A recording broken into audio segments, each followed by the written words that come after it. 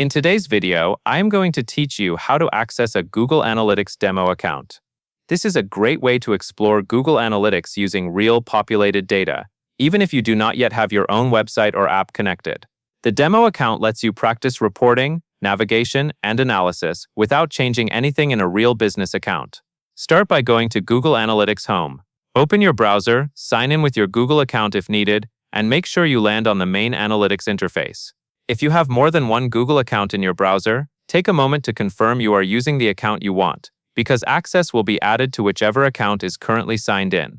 Next, open the official Google Analytics help page that explains the demo account. On that page, look for the option labeled Try the Analytics Demo Account and select it. This takes you to the area where Google explains what the demo includes and how to activate it. Stay on the official support page to avoid outdated links from other sources. Then click Access the Account. This is the key action that adds the demo account to your Google Analytics account list. After you select it, give it a few seconds to load. In some cases, you may need to refresh the Analytics tab, especially if you already had Analytics open in another tab.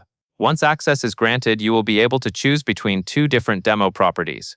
First, select the Google Analytics property called Google Merchandise Store, which contains web data.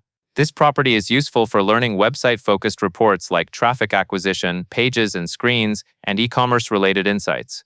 After that, also select the Google Analytics property called Flooded, which includes app and web data. This property is helpful if you want to see how cross-platform measurement looks, with events and user activity coming from both an app and a website-style experience. Finally, return to Google Analytics and click the highlighted demo account entry to open the reports.